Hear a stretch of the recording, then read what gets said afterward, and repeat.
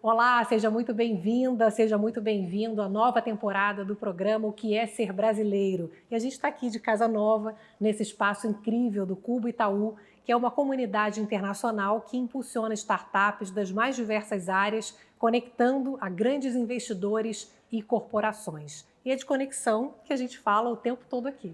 Pois é, conexão, identidade, pertencimento, as histórias de vida de empreendedores, suas culturas, o que nos torna únicos, diversos e ao mesmo tempo partes de um todo. Afinal, o que é ser brasileiro?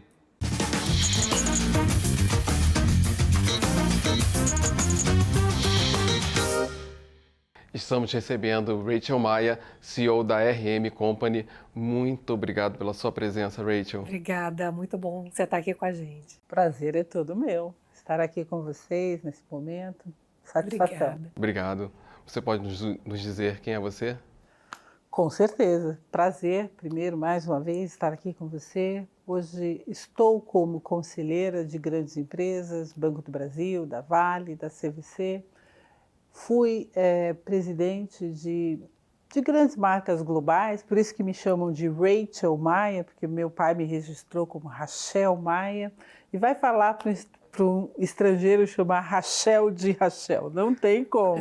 Então, por isso que é Rachel Maia. Então, trabalhei na 7-Eleven, trabalhei na Pandora, trabalhei na Tiffany, trabalhei na Lacoste, exerci a função de expandir a marca. Hoje sou empresária, além de conselheira da RM Company, trago a parte de letramento, também faço Talent Acquisition e nós fazemos o varejo. É isso que é Rachel Maia. E que horas que a pessoa dorme também a gente quer saber, né? E tem a parte filantrópica, que é o Capacita-me, que é muito importante, que nós temos aí. Tudo isso só faz sentido quando nós olhamos para o próximo, fazemos o bem ao próximo. Bom, então quando você era pequenininha, você era Rachel, né? Rachel nasceu na cidade Dutra, é isso? Dutra, Zona Sul de São Paulo. Extremo Sul da Zona Sul de São Paulo. Como que era a tua vida em família? Conta um pouquinho pra gente. Lógico, com certeza. Eram 5 meninas e 2 irmãos. Nós éramos todas uma família muito pequena, assim, reunida, muito próximo. Família pequena não, mas família muito próxima. E aí eu era mais nova, né, de 7 irmãos. Mimada, então. Não dava tempo, não. Dava Eu trabalhava... Não. Esse negócio de 7 filhos, mimar... A mais nova sempre é mimada, não dá tempo. Não dava tempo, não. Mas aí tudo bem também, porque minha mãe sempre foi uma mulher muito guerreira, uma mulher muito prática, né? Então, as minhas irmãs todas saíram para trabalhar, muito jovem, todas estudavam, todas elas tinham a obrigação de trabalhar e estudar, não só as meninas, mas os meninos também. Pois é, era uma coisa muito forte na sua história, que é essa questão do estudo, né? Uhum. Seus pais incentivavam muito isso, não é? Meu pai falava assim, ó, você pode trabalhar, pode fazer o que for, mas estudar não é opcional. Tanto é que eu fiz o meu curso de comissária de voo escondido do meu pai. E aí, quando eu passei, e aí eu fiz a bancada, passei na bancada e ia voar na Varig. Já estava tudo certinho, já tinha passado na bancada, mas aí meu pai me fez primeiro fazer a universidade. Mas meu pai, ele foi uma pessoa que ele prezava muito pelo estudo, mas ele sempre foi um autodidata, porque não tinha muito espaço para ele investir nele mesmo, né? Ele pegava aqueles big binders que tinha lá do pessoal técnico e ele mesmo investia no estudo por ele mesmo e colocava à prova tudo aquilo que ele estudou, conquistou e prestava para a próxima posição. E passava. Foi dessa forma que aconteceu a evolução de carreira do meu pai. Mas além do meu pai ter sido um cara muito esforçado, ele acreditava que cada um era responsável por definir, né, quando a oportunidade aparecia, você tinha que estar preparado para tal. Então, o poder, ele acreditava que conhecimento era poder. ninguém te tirava. Então, quando a oportunidade aparecia, você ali colocava o que tinha de melhor, o que tinha aprendido de melhor. Então, todas as vezes que a oportunidade apareceu na vida do meu pai, ele pôs o que estava de melhor, aquilo que ele tinha estudado. Meu pai, mesmo sendo, naquele tempo, um homem negro, um homem simples, um homem sem universidade, ele conheceu o mundo. Ele aprendeu inglês da forma mais simples possível, olhando filme, estudando inglês, estudando gibizinho, sabe, fazendo da forma dele. E foi por isso que você quis trabalhar nessa área do setor aéreo? Também, eu achava maravilhoso, eu achava meu pai fazendo aquelas viagens internacionais, eu achava fantástico, meu pai estudando toda aquela parte técnica, eu era apaixonada por aquela profissão. Eu ainda tenho grande admiração, mas eu amo a minha profissão de hoje. E a sua mãe, ela trabalhava em quê? Minha mãe era do lar. Uhum. Minha mãe, a dona Pretinha, né? Ela sempre foi do lar. Então, minha mãe, ela complementava a renda lá de casa. Então, minha mãe sempre fez faxina e a gente ajudava minha mãe nas faxinas. Então, minhas irmãs mais velhas sempre fizeram isso com a minha mãe.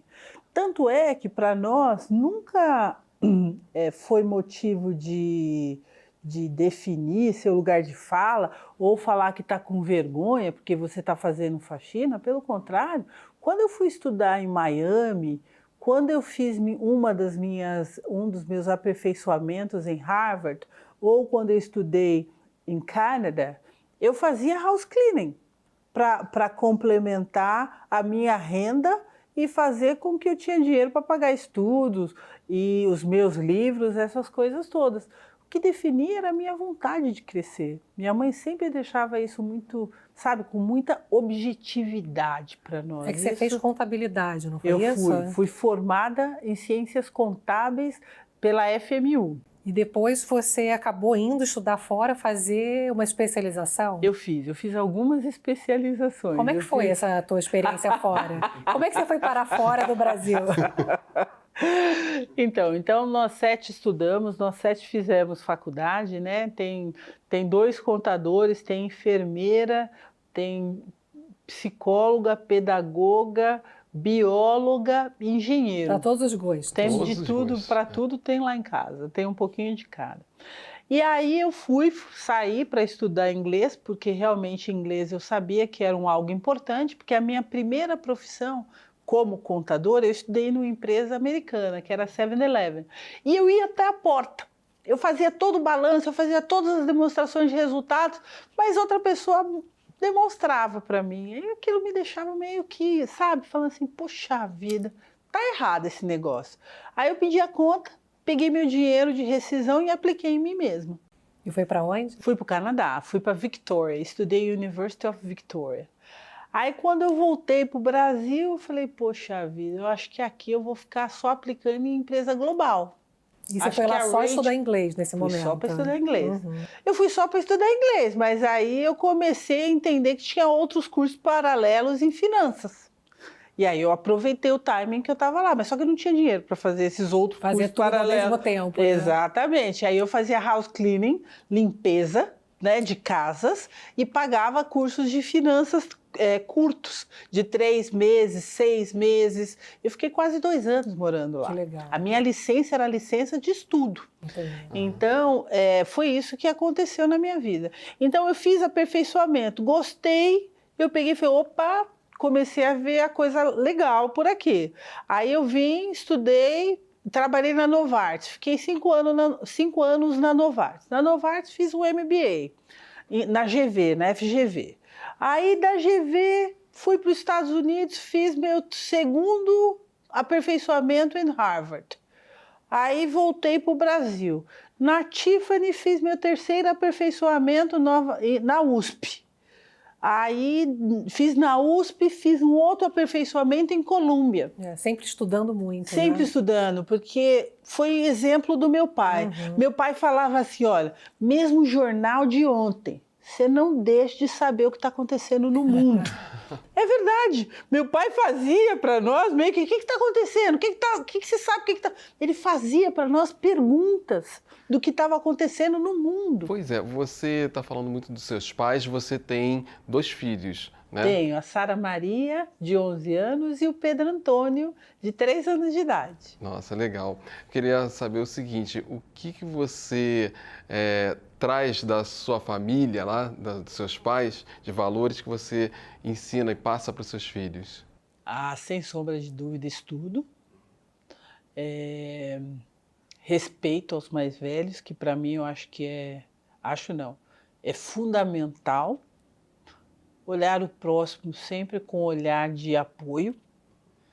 Ter a capacidade de desenvolver a habilidade que é aquele seu melhor, porque você não pode ser uma pessoa selfish, sabe? Aquela coisa egoísta. Tem sempre que olhar a si, mas olhar como você pode compartilhar com o próximo. E compartilhar educação e, ao mesmo tempo, fazendo bem ao próximo. Eu acho que essa transformação que meu pai, mesmo lá atrás, quando ele veio de Minas Gerais para cá, ele começou isso lá atrás, através da educação, colocou nos filhos dele e nós colocamos nos nossos filhos. A educação é a mola propulsora para a transformação.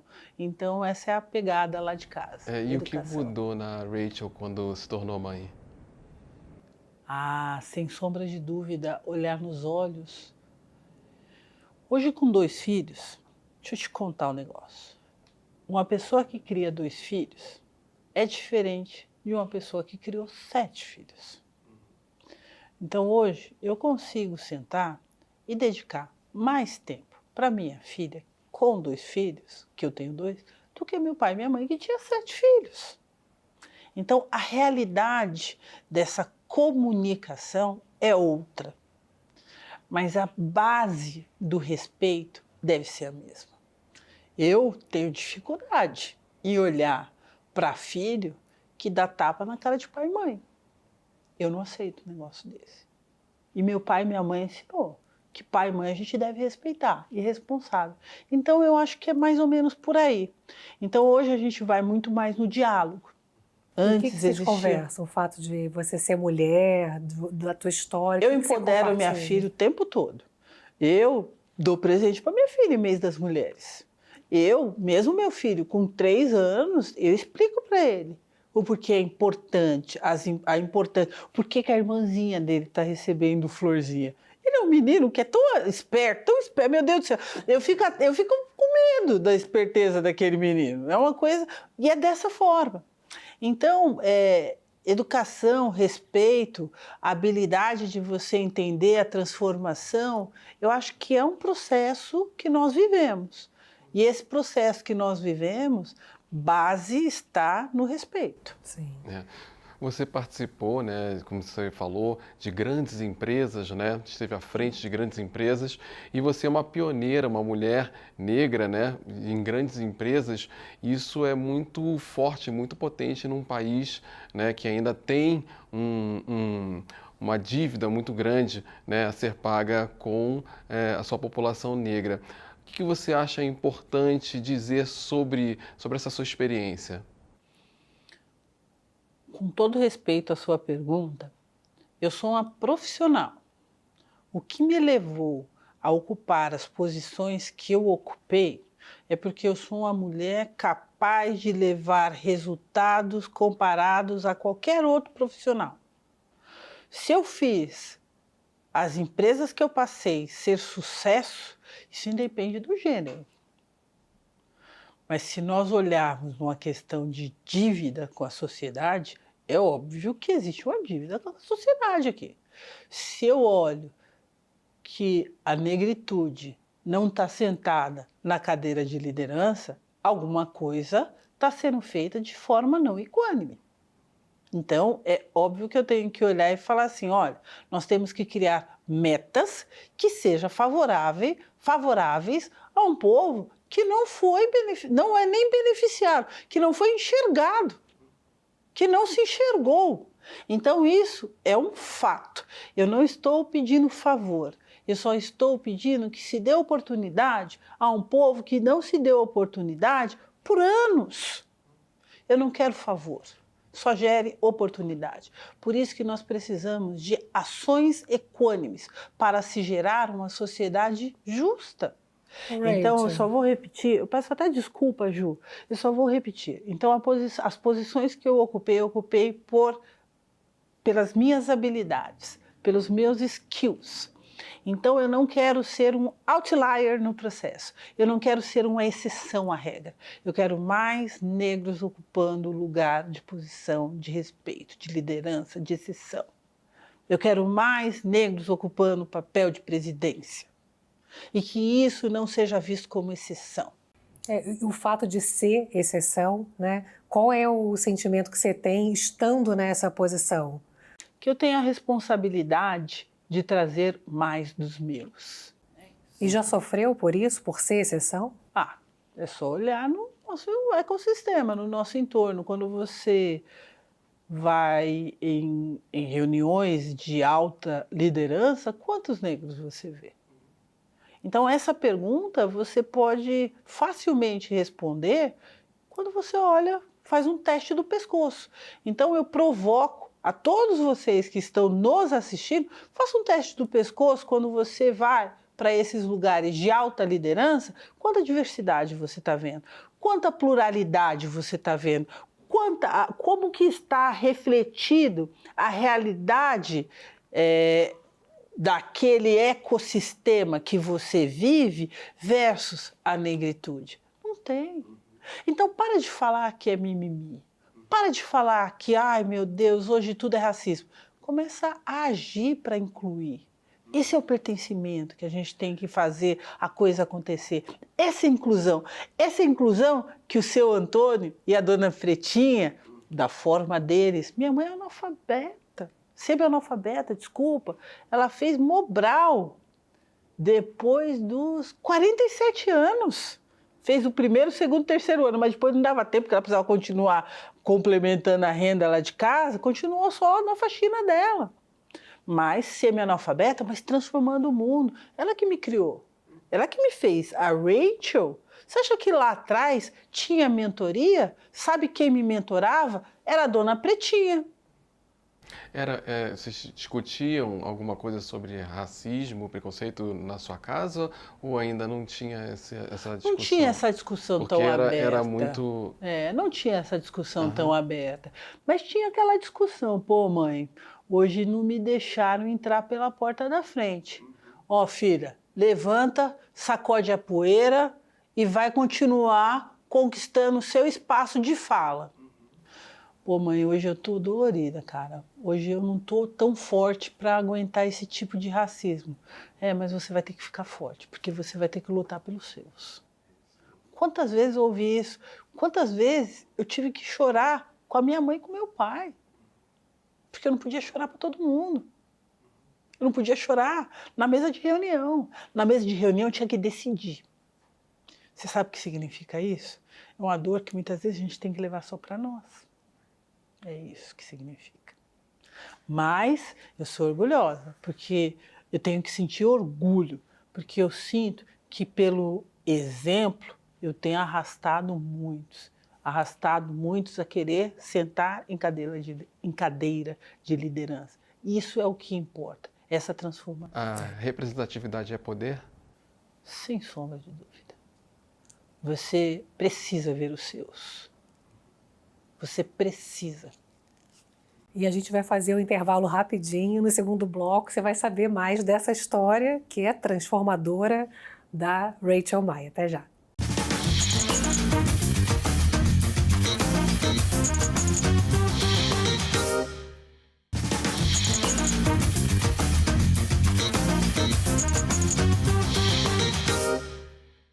E a gente volta com essa conversa deliciosa com a Rachel Maia. Rachel, eu estava dizendo sobre a importância de ter representatividade, né? O Nando te fez essa pergunta. E você fundou a RM Company, que faz um trabalho de consultoria, né? De diversidade, equidade, mas se ampliou, né? Tem muitos segmentos ali dentro, né? E qual a importância? Eu queria que você continuasse explicando, a partir da tua empresa, né? A importância de ter esse pertencimento, de você fazer parte de um grupo, de ter um propósito coletivo. Claro. Bom, é muito importante. Na verdade, eu fundei, trouxe sócios, e deixei eles voarem, né? É mais ou menos isso que tem acontecido na RM Company.